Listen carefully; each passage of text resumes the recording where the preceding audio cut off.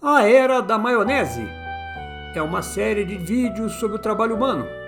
O primeiro episódio mostra como era o trabalho desde 300 mil anos atrás, passando pelos tempos medievais, chegando até 1900, antes da invenção da maionese industrializada. O segundo episódio aborda a experiência da vida urbana, uma experiência recente, medida em décadas. O terceiro fala do que vem por aí, o trabalho no comércio sabotado pelas compras pela internet, na indústria e no campo sabotado pelas máquinas, e a inteligência artificial sabotando tudo, inclusive o setor de serviços. No último vídeo, mostrei que a experiência urbana é algo recente na trajetória da raça humana. A vida na cidade só é viável se houver dinheiro para pagar as contas, casa, comida, água, energia. Para ter dinheiro, precisa ter emprego. Portanto, a continuidade da era urbana que estamos vivendo depende de haver empregos em número suficiente para atender a demanda. Não falta nada nas cidades. A capacidade de produção de tudo está aumentando graças à associação da tecnologia com a lógica do sistema capitalista. O mundo está produzindo de tudo cada vez mais, com exceção de uma coisa: empregos. Empregos estão desaparecendo. Você sabia? Domênico de Masi tinha plena consciência disso. Ele defendia ideias para ampliar a oferta de empregos. A principal delas era a redução da carga horária diária, para obrigar as empresas a contratar mais. Cortar um dia de trabalho semanal, fazer semana de 4 dias úteis ao invés de 5. Houve experiências bem-sucedidas na Inglaterra que agora estão tentando fazer no Brasil. Vou falar sobre isso em breve aqui no canal. Esta solução talvez seja aplicável na Europa, cuja população está estabilizada. Nos países em que a população teve crescimento expressivo nos últimos 20 anos, 50 anos, parece não haver solução sem ter que mexer na lógica do sistema econômico em que vivemos. Quais são esses países com expressivo crescimento populacional? Todos. Todos que estão fora da Europa. O problema na ponta da demanda de empregos é de tamanho tão colossal que não tem como resolver pelo lado da oferta, como pretendia Domênico de Masi. O problema da superpopulação é gravíssimo, está explodindo, e mesmo assim é ignorado pela mídia, pelos políticos, até por quem tem noção do tamanho do problema, mas mesmo assim resolve povoar o mundo com criança que não vai ter vida fácil. Todo mundo viajando na maionese. Qual é o volume de jovens entrando no mercado de trabalho em cada ano? Esse número corresponde mais ou menos ao número de nascimentos há uns 20 anos. Vamos ver os números do Brasil. Vou pegar no IBGE a população que havia completado 1 ano de idade em 2002, para evitar a influência da mortalidade infantil. Foram 3 milhões e 300 em 2002. Esse número caiu para 2 milhões e 900 em 2022. Para simplificar, vamos considerar 3 milhões o número de jovens entrando no mercado de trabalho a cada ano. Vamos ver agora as vagas que abrem. Em 2022, morreram quase 1,5 milhão. A informação é do Registro Civil. 3 menos 1,5 dá 1,5. O Brasil precisa gerar 1,5 milhão de empregos todo ano. Não há nenhum país capaz de gerar tanto emprego, tirando a China e os Estados Unidos. No Brasil do século XXI, em 20 anos, isso ocorreu somente em 3 ou 4 anos, conforme mostra esse gráfico produzido pela turma do Infomoney. Em compensação, o mesmo gráfico também mostra 3 ou 4 anos negativos com desaparecimento de vagas. O que o gráfico não mostra? Que todas as vagas geradas no século XXI foram vagas de salário mínimo, segundo essa matéria do Globo de 2020.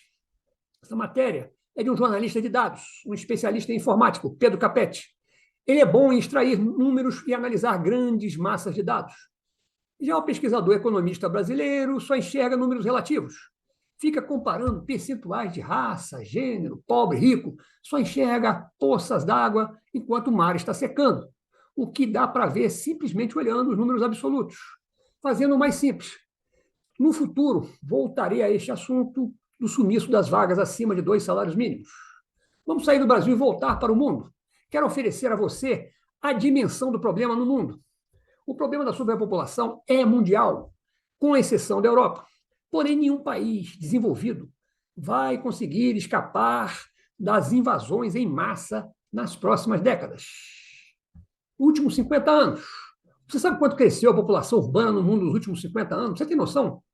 De 1970 para cá, a população urbana triplicou na América Latina e também no Brasil. Na América do Norte, duplicou. Na Europa, cresceu pouco, coisa de 37%. em grande parte por conta da imigração. Na Ásia, a população vivendo na cidade multiplicou por 5. E na África? Na África, a coisa complicou. A população urbana multiplicou por 8 nos últimos 50 anos. Um horror. Agora, se acha 50 anos muito tempo, vamos para os últimos 20 anos. A população urbana mundial subiu de 3 bilhões em 2002 para 4,5 bilhões. Um crescimento espantoso de 50% em 20 anos. 1,5 bilhão de bocas a mais para alimentar. Já o PIB mundial dobrou neste mesmo período em termos reais. Vou fazer uma pergunta agora.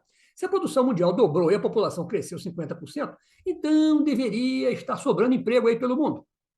Mas será que a quantidade de empregos cresce com o aumento da produção?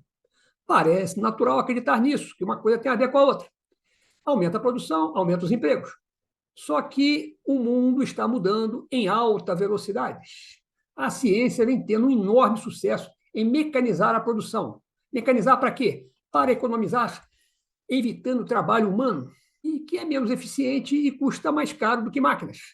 A lógica do sistema capitalista é a mesma: evitar trabalho humano para aumentar a produtividade, que é produzir mais com menos trabalhadores. Pagar menos salários, é isso que o sistema capitalista quer. Então, é natural o triunfo da união da ciência com a lógica capitalista, o triunfo de uma lógica feita para o progresso, sabe de quem? Da pessoa jurídica. A pessoa jurídica progride com essa lógica, enquanto a pessoa física é transformada em peça de engrenagem, coisa que você viu no vídeo anterior. A tendência é qual? É diminuir a oferta de trabalho, o valor dos salários e a qualidade dos empregos, conforme vem acontecendo mundo afora há tempos. A produção passa a crescer com menos empregados, conforme constatou o Domênico de Masi em suas pesquisas no final do século passado, as pesquisas com grandes empresas. Ah, Marco Polo, por que ninguém avisa que a realidade é essa? É porque a mídia joga o foco no mais fácil, os números do desemprego, os mais divulgados.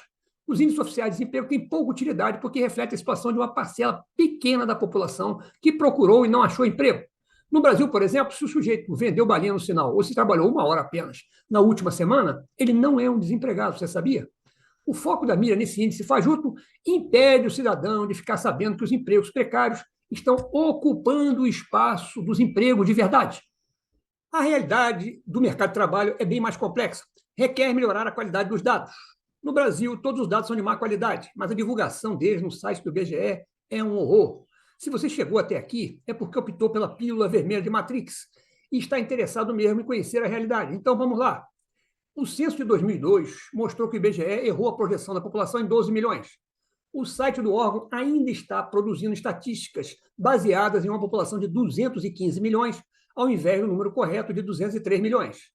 Assim, para eu chegar a estimativas menos erradas, tive que fazer o quê? Uma regra de 3 para ajustar os números oficiais da pesquisa sobre emprego, a PNAD do IBGE. Vamos aos números.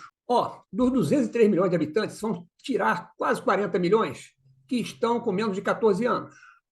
O Brasil tem, portanto, 165 milhões em condições de trabalhar.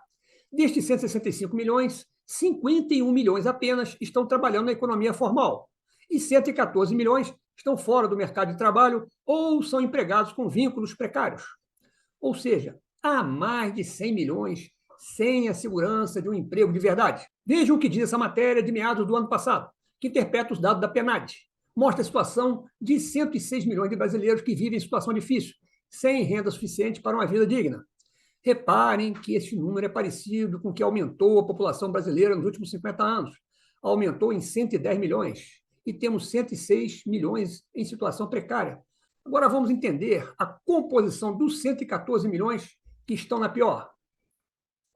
Dos 114 milhões, conforme o gráfico mostra, 63 milhões desistiram de procurar emprego.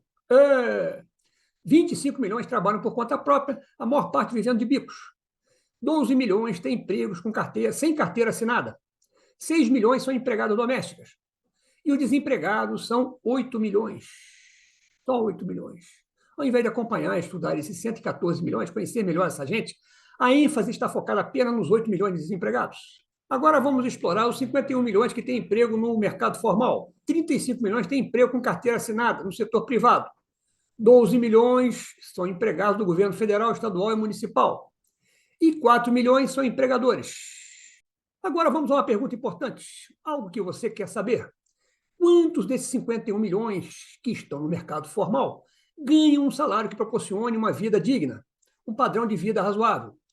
Vamos supor um valor acima de um salário mínimo europeu, coisa de 1.000 euros ou 5.300 reais. A resposta eu vou dar em breve, baseado, sabe em quê? Em arquivos da Receita Federal.